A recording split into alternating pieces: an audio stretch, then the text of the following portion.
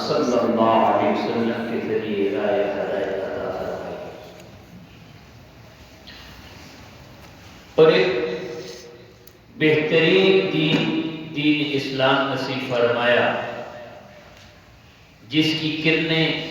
جس کی خوشبو جہاں دنیا میں لوگوں کو روشنی اور رہنمائی عطا کرتی ہے اور ان کی زندگیوں کو معطر و معمر کرتی ہے، اس کے ساتھ ساتھ آخرت میں یقیناً یہ کامیابی و کامرانی اور نجات کا ذریعہ ہے۔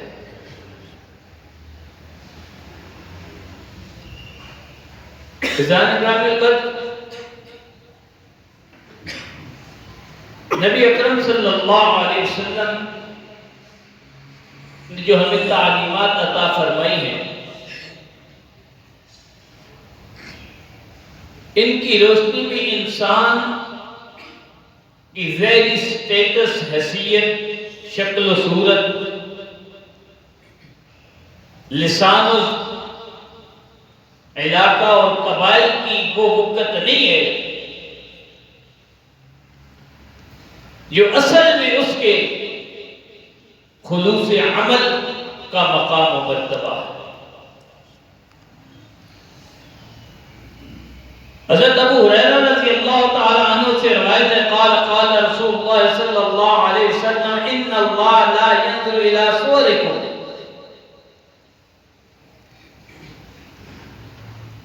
کہ حضرت ابو ہریرہ فرماتے ہیں کہ رسول اللہ صلی اللہ علیہ وسلم نے فرمایا اللہ تمہاری صورتوں کو نہیں دیکھے گا، ولا اموالکم، نہ ہی تمہارے مالوں کو دیکھے گا، ولکن ينظر الى قلوبکم واعمالکم، لیکن عند اللہ جس چیز کی قدر و قیمت ہے وہ شکل و صورت کی نہیں ہے، مال کی بہتات کی نہیں ہے، کثرت کی نہیں ہے کہ کون کثیر راہ خدا میں خرچ کر رہا ہے یا کون کتنا مالدار ہو گیا ہے، یہ معیار نجات نہیں ہے۔ وہ معیار حق و نجات کیا ہے؟ فرمایا وہ تمہارے دل ہیں اور تمہارے خالص اعمال ہیں۔ اگر خلوص قلب ہے، اچھی نیت ہے، تو کم مال بھی بڑا کثیر ہے رب کی بارگاہ میں۔ اچھی نیت کے ساتھ عمل کیا ہے تو رب کی بارگاہ میں مقبول ہے۔ یہ شکلوں پر وہاں پر نجات اور کامیابی و کامرانی نہیں ملے گی، خاندانوں و قبائل کی روشنی میں نہیں ملے گی۔ ان کا بھی ٹھیک ہے، ایک ظاہری ان کا بھی ایک ہے، لیکن اصل معیار کیا ہے؟ وہ انسان کی نیت ہے جو رب کی رضا کے لیے عمل کرتا ہے۔ اور پھر رسول اللہ صلی اللہ علیہ وسلم نے ایک بہت سی اس بات میں حدیث مبارکہ ہیں کہ جن میں نبی اکرم صلی اللہ علیہ وسلم نے ہمیں ریاکاری سے منع فرمایا ہے۔ ریاکاری کیا ہے؟ کہ لوگوں کو دکھانے کے لیے، اپنے نام و نبوت کے لیے کسی کام کو دکھانا، کوئی بات بیان کرنا کہ لوگ مجھے واہ واہ کہیں، میری شہرت ہو، میری تشہیر ہو، میرا نام ہو جائے، یا میں ایسا عمل کروں کہ لوگ میرے عمل کو دیکھ کر میرے زندہ باد کے نعرے لگائیں۔ تو ایسے جو عمل ہیں، حضرت جندب رضی اللہ تعالیٰ عنہ سے روایت ہے کہ ایک موقع پر آقا دو جہاں صلی اللہ علیہ وسلم نے فرمایا من سمع سمع اللہ بہ، جو لوگوں کو سنانا چاہتا ہے نا، رب کی رضا ایک ہے، رب کی رضا کے لیے دین کی تبلیغ کرنا، لوگوں کو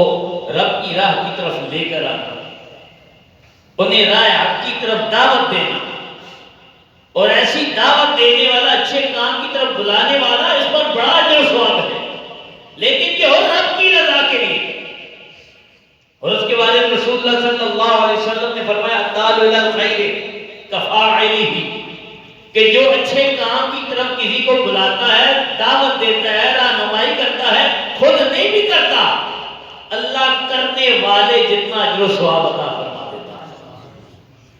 لیکن رب کی رضا کے لیے بلا رہا ہوں، دعوت تبلیغ کر رہا ہوں اللہ کو راضی کرنے کے لیے، لیکن اگر اپنے نام بری کے لیے، اپنے علم کے شوق میں یا اپنی شہرت کے لیے کرتا ہے تو رسول اللہ نے فرمایا من سمع، جو سنانا چاہتا ہے اللہ اسے سنوا دیتا ہے۔ یعنی وہ چاہتا تھا میری بات دور دور تک پہنچے، واہ واہ ہو ساری دنیا کے، کتنا بڑا خطیب ہے، کتنا بڑا ناتوان ہے، دنیا کی کیا عشق مصطفیٰ پہ کر رہے، اس کے تو کیا کہنے ہیں،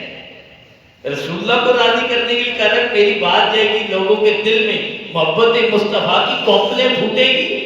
تو اس وقت بڑا اجر و ثواب ہے،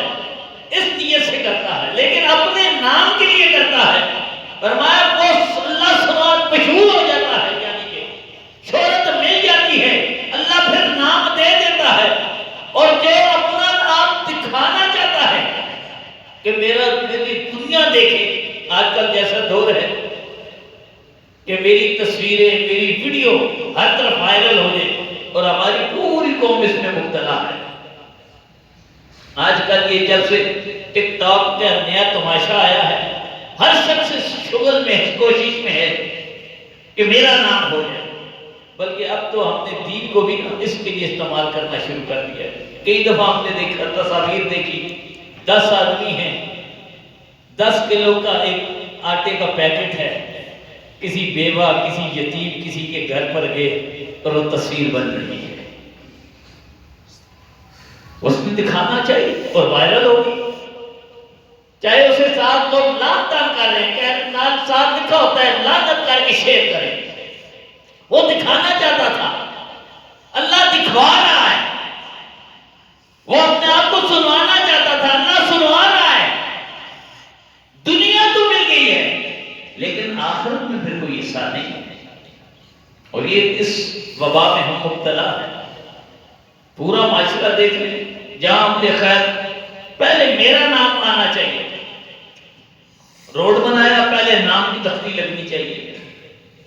گھر بنایا اللہ کا گھر بڑا نام لکھنا ہے کہ میں نے ایک ڈونیٹ کیا جگہ، کوئی دینی کوئی کام ہوتا ہے ہم کس طرف جا رہے ہیں، کیا وہ رب کی رضا کے لیے تھا؟ رب تو آپ رات کے سیاہ اندھیروں میں بھی کریں گے، چھپ کے کریں گے، رب تعالیٰ سے پوشیدہ نہیں ہوتا، رب جانتا بھی ہے، اس پر مقام و مرتبہ بھی عطا فرماتا ہے۔ تو رسول اللہ صلی اللہ علیہ وسلم فرمایا، اور ایک اور روایت میں ہے، تو سنوانا چاہتا ہے اللہ پھر سنوا دیتا ہے اسے، اور بلکہ اس کی تو الفاظ بالکل صریح ہیں، من سمع الناس بعملہ، جو اپنا عمل لوگوں کو سنوانا چاہتا ہے، بالکل واضح الفاظ ہیں، فرمایا اسامع خلقی وعکر وصغر، لوگوں کو تو بات پر چل جاتی ہے لیکن وہ کوئی اس کا نام نہیں بنتا، وہ حق کرو حقیر ہو جاتا ہے، اس کو حقیر کر دیا جاتا ہے، چھوٹا ہو جاتا ہے لوگوں کی نظروں میں، یار کہ 10 روپے کے لیے یہ کچھ کر رہے ہیں، اتنی نیچ حرکتیں، اور یہی چیز لوگوں کے لیے انتہائی خطرناک ہے۔ بلکہ ایک اور حدیث پاک ہے کہ حضرت انس رضی اللہ تعالی عنہ نبی رسول اللہ صلی اللہ علیہ وسلم فرمائے بحسب امرئ من شر، کسی بندے کے لیے شر کے لیے اتنا ہی کافی ہے، بس ہم جو کام کرتے ہیں نا، یار میری شہرت ہو جائے، میں جس راستے سے گزر رہا ہوں لوگ کہ وہ دیکھو وہ جا رہا ہے، چاہے جس حوالے سے میں شہرت چاہتا ہوں، بطور عالم دین چاہتا ہوں، بطور دنیا دار چاہتا ہوں، بطور کھلاڑی چاہتا ہوں، بطور موسیقار چاہتا ہوں، تاکہ لوگ میں جس جگہ جاؤں لوگ مجھے پہچان جائیں۔ رسول اللہ صلی اللہ علیہ وسلم نے فرمایا کسی کے شریر ہونے کے لیے اتنا ہی کافی ہے ان یشار الیہ بالاصابع فی دین او الدنیا، کسی کے شر کے لیے کافی ہے کہ جب وہ جائے لوگ اس کی طرف اشارہ کریں، چاہے دین میں ہو یا دنیا میں ہو، وہ کسی مجلس میں جائے لوگ اشارے شروع کرتے ہیں، روڈ پہ جا رہا ہو اشارے شروع ہو جائے، یہ دیکھو وہ جا رہا ہے. ہاں اس میں یہ ہے کہ یہ اگر اس کی اس میں نیت یہی تھی کہ لوگ مجھے پہچانے، میری شہرت ہو، میری ناموری ہو، پھر تو یہ اسی کے زمرے میں آتا ہے. لیکن اس نے اپنا کام بالکل رب کی رضا کے لیے کیا. یہ دو صورتیں ہیں. اور جو رب کی رضا کے لیے کرتے ہیں نا، اللہ انہیں دنیا میں مرتبہ عطا کر دیتا ہے. وہ دنیا کے لیے نہیں کرتے، دنیا کو حقیر سمجھتے ہیں، دنیا کو کمزور سمجھتے ہیں. اس کی کیا حیثیت ہے؟ اصل رب کی رضا کی حیثیت ہے. بلکہ صوفیاء نے تو اس پر باتیں کرتے ہیں اس موضوع پر. وہ تو یہاں تک چلے جاتے ہیں کہ انسان جو عمل کرتا ہے نا، یہ خالص رب کی رضا کے لیے ہونا چاہیے، جنت و دوزخ کے لیے بھی نہیں. رب کی عبادت اس لیے نہ کرے کہ مجھے جنت مل جائے گی، حالانکہ رب نے خود کہا جنت دوں گا. یہ کوئی مضمون نہیں ہے. جہنم سے ڈر کر عمل کرنا، جنت حق کے حصول کے لیے کرنا. لیکن وہ کہتے ہیں انسان کی تکمیل کیا ہے، کامل انسان کیا ہے، کہ اگر رب جنت نہ دیتا تو رب کی عبادت نہ کرتا. اگر رب جہنم سے نہ ڈراتا تو پھر اس نے عبادت چھوڑ دینی تھی. رب کا شریکہ نہیں، کامل وہ ہے جو رب کی جنت اور دوزخ سے بچنے کے لیے نہ کرے، خالص رب کو خوش کرنے کے لیے کرے. وہ میرا خالق ہے، اس کے بدلے میں اللہ جنت بھی دے گا، جہنم سے بھی دور کرے گا. لیکن یہ کامل بہت اونچا مرتبہ ہے. کس نیت سے کرے گا؟ یہ نیت لانا اب بڑا مشکل ہے. ہماری معاشرے میں جو ایک وبا پھیل رہی ہے، دعا کریں اللہ ہمیں اس فتنے سے محفوظ رکھے. تو بھائی یہ کہنا تھا، رسول اللہ صلی اللہ علیہ وسلم نے ایک اور حدیث پاک ہے، حضرت ابو سعید بن ابی فضالہ رضی اللہ تعالیٰ عنہ راوی ہیں کہ رسول اللہ صلی اللہ علیہ وسلم نے فرمایا اذا جمع اللہ الناس یوم القیامت، کہ جب اللہ تعالیٰ قیامت کے دن لوگوں کو جمع کرے گا، اور یہ وہ دن ہے جس کے آنے میں کسی دین میں بھی جتنے دین سماوی ہیں، چاہے عیسائی ہوں یہودی، وہ بھی قیامت پر ایمان رکھتے ہیں. چاہے گمراہ ہو گے لیکن قیامت کا یقین انہیں بھی ہے کہ ڈے آف ججمنٹ ایک ہے، آخرت کا ایک دن ہے جس میں حساب کتاب ہونا ہے. فرمایا اس دن ہوگا کیا، نادى مناد، ایک ندا کرنے والا پھر آواز دے گا. آواز بلند ہوگی. آواز کیا ہوگی؟ من کان اشرک فی عمل عملہ للہ احد، جس نے اس لیے عمل کیے تھے نا، عمل کر کے کسی دوسرے کو اس میں شریک کر دیا. عمل تو اللہ کے لیے تھا لیکن کسی غیر کو شریک کر دیا تھا. اصل تو جتنے نیک عمل ہیں یہ ہے رب کی رضا کے لیے، لیکن ہم شریک کیسے کر دیتے ہیں؟ یار وہ بھی دیکھ لے، مجھے اچھا کہتے ہیں، اس کی نظروں میں میں اچھا بن جاؤں. فرمایا جو ایسا عمل کرتا ہے کہ رب کے لیے جو عمل تھا اس میں غیر کو شریک کر دیتا ہے، تو پھر ندا دینے والا قیامت کے دن آواز دے گا فَلْيَطْلُبْ ثَوَابَهُ مِنْ عِنْدِ غَيْرِ اللَّهِ، اب تو رب سے نہیں، مجھ سے جا کر ثواب دے جس کی عمل کیا تھا. اگر تو حاجی بن کے آ گیا ہے، عالم بن کے آ گیا ہے، نمازی بن کے آ گیا ہے، تو اب ثواب اللہ سے نہ لے، ان سے جا کر ثواب دے جن کو تو دکھانا چاہتا تھا کہ میں بڑا اچھا ہوں. اب اللہ کے پاس تیرے لیے کوئی اس کا ثواب و اجر نہیں. اور بلکہ ایک اور حدیث پاک ہے، نبی اکرم صلی اللہ علیہ وسلم فرماتے ہیں کہ قیامت کے دن نا، حالانکہ جہاد بڑا اچھا اعلیٰ عمل ہے اور اس میں جو رب کی رضا کے لیے کرتا ہے اتنی لذت ہے، ویسے کوئی اور عمل ایسا نہیں ہے کہ انسان جو دنیا سے آخرت میں چلا جاتا ہے، نیک آدمی وہ واپس دنیا میں آنا چاہتا ہو،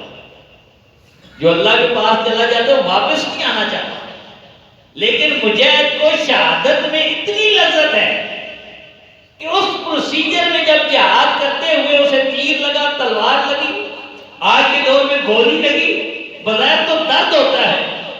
تکلیف نظر آتی ہے، لیکن اس تکلیف میں لذت اتنی ہے، بار بار رب سے سے استدعا کرتا ہے، التجا کرتا ہے، یا اللہ تو پھر مجھے دنیا میں بھیج، میں پھر تیری راہ میں گردن کٹاؤں۔ وہ جو لذت تھی وہ مجھے کہیں اور میسر نہیں آ رہی۔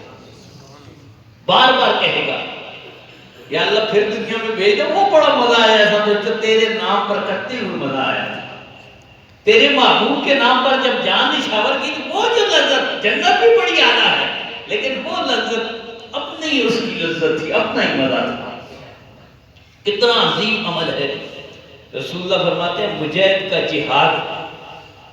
اگر شہید بن کر گیا نا تو اس کی شہادت کا مرتبہ اس کے منہ پر مار دیا جائے، وہ کہے گا میں تو بڑا شہیدوں کے لیے تو بڑا اجر و ثواب ہے، جنت کے وعدے ہیں، بڑا اجر و ثواب، بڑا مقام و مرتبہ ہے، تو یہ میرے ساتھ کیا ہو رہا ہے؟ تو اسے جواب ملے گا تو نے شہادت، یہ جہاد رب کی رضا کے لیے تھوڑا کیا تھا، تیرا مقصد تو یہ تھا مجھے بڑا مجاہد کہا جائے، مجاہد ملت کہا جائے، امیر المجاہدین کہا جائے۔ تیرا جو مقصد تھا، جو تیری سوچ تھی، اس کے مطابق تجھے اجر مل چکا ہے، دنیا تجھے کہتی رہی، تجھے مجاہد بھی کہا جاتا رہا، مجاہدوں کا سردار بھی کہتا رہا، شہید اعظم بھی تو کہلواتا رہا، اب اللہ کے پاس تیرا کوئی اجر ثواب نہیں۔ اور پھر سب سے جو اہم اور انتہائی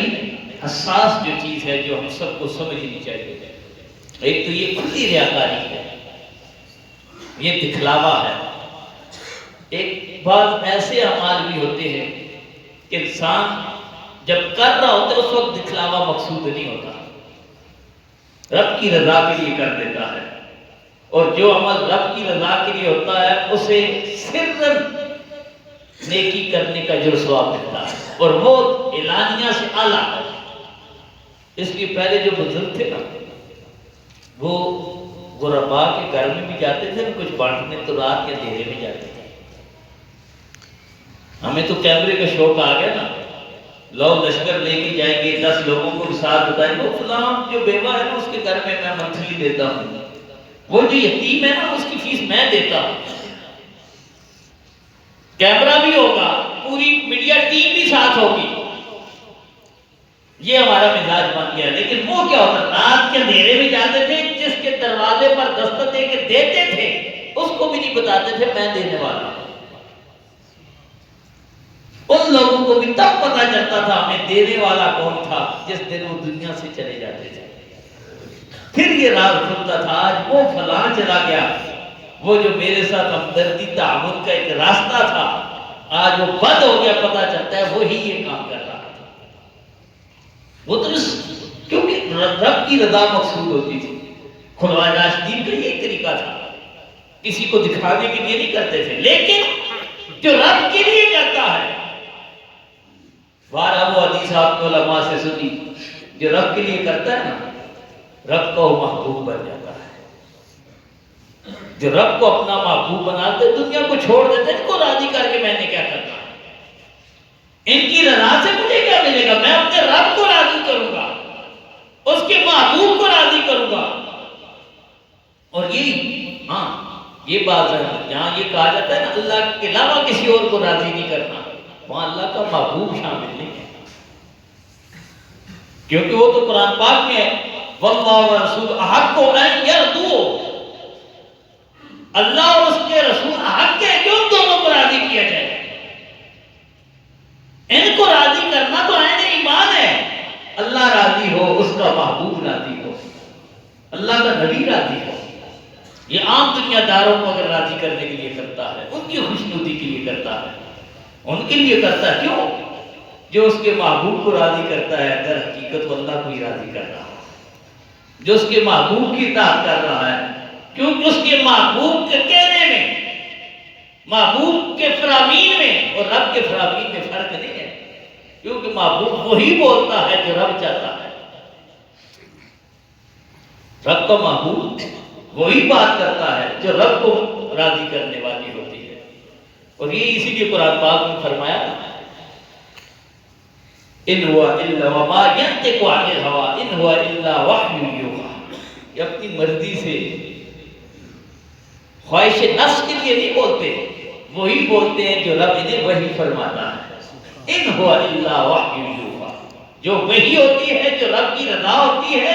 وہی الفاظ میرے محبوب کی زبان پر ہوتے ہیں۔ تو میں یاد کر رہا تھا جو رب کو راضی کرنے کے لیے پھر کرتا ہے، ایک تو وہ یہ بھی مشہور ہوا، لیکن اس کی شہرت نے اسے فائدہ نہیں دیا۔ اس نے دنیا کو دکھانے کے لیے شہرت چاہیے، اس کی شہرت مل گئی، یہ نہیں کہ شہرت نہیں ملتی۔ کیوں رسول اللہ نے فرمایا جو سنانے کے لیے کرتا ہے اللہ پھر اس کی سنوا دیتا ہے، یہ دکھانے کے لیے کرتا ہے، ظاہر ہونے کے لیے کرتا ہے، اللہ سے ظاہر فرما دیتا ہے۔ ایک وہ ہے جو چھپ چھپ کے عمل کرتا تھا، کسی کو دکھاتا نہیں تھا، رب اسے پسند کر دیتا ہے نا، پھر اس کی شہرت کے چرچے اللہ حضرت جبرائیل کو بلاتا ہے، کہتا ہے جبرائیل سن، وہ فلاں بستی میں، فلاں شہر میں، فلاں دیہات میں، فلاں گاؤں میں، فلاں محلے میں وہ جو شخص ہے نا، سن میں اس سے محبت کرتا ہوں، اے جبرائیل تو بھی اس سے محبت کر، اور جا یہ میری محبتوں کے چرچے نا، یہ پھر اب چھپانے نہیں ہیں، وہ میرا محبوب ہے، میں اس کا محبوب ہوں، سارے آسمانوں میں، سارے آسمانی مخلوق میں یہ تشہیر کر دو کہ رب فلاں سے محبت کرتا ہے۔ حضرت جبریل جا کر اس کی تشہیر کر دیتے، اور پھر رسول اللہ صلی اللہ علیہ وسلم فرماتے یہ سلسلہ یہاں پر نہیں رکتا، ثم یودع لہ القبول فی الارض، پھر اللہ دنیا والوں کے دلوں میں بھی اس کی محبت ڈال دیتا ہے، اس کی شہرت ہو جاتی ہے، اس کی پہچان ہو جاتی ہے۔ وہ جو ساری زندگی چھپ چھپ کر کرتے رہے، صحابہ تو بڑا اونچا مرتبہ ہے، اس کے بعد کے ولیوں کو دیکھ لیں، خواجہ ہند الولی، حضرت داتا گنج بخش، پیر مہر علی، یہ سارے وہ لوگ تھے۔ بلکہ آپ کے پڑوس میں بری امام ہے، وہ شخص اگر وہ دیکھیں پہاڑ کی کتنی بلندی ہے، وہاں چھپ کر عبادت کرتا رہا۔ ہم تو کہتے ہیں کوئی بڑا ممبر ہو، بڑی مسجد تو وہاں آ کر کرے تاکہ ساری دنیا دیکھے یہ نماز پڑھتا ہے، نفل وہاں ادا کرے ساری دنیا دیکھے، وہ وہاں پہاڑوں میں چھپ چھپ غاروں میں کرتے رہے، آج ساری دنیا نہیں جانتی ہے، اور اچھے کام سے اچھے نام سے جانتی ہے۔ یہ کیا تھا؟ ثم یودع القبول فی الارض، اللہ نے دونوں کے دل میں پھر مقبولیت دے دی، یہ پھر نشانی ہوتی ہے کہ اللہ کا محبوب بن گیا ہے، اچھا کام کرے گا، اچھا نام ہوگا، اچھی یادیں ہوں گی۔ اور جتنے یہ صالحین کاملین تھے وہ اپنے اعمال خیر کو چھپاتے رہے۔ ہاں ایک اور صورت ہے، عمل خیر اس نیت سے کرے، یہ نہ ہو کہ دنیا خوش ہوگی، اس عمل خیر کو دیکھ کر اوروں کو ترغیب ملے گی، اور بھی نیکی کا کام شروع کر دیں گے۔ یہ عمل خیر جو ہے یہ ایسا دکھاوا، یہ شر نہیں ہے، یہ رب کی رضا کا ہے۔ اگر ایسا کام کرتا ہے جس طرح رسول اللہ صلی اللہ علیہ وسلم کے بارگاہ میں صحابہ آتے تھے،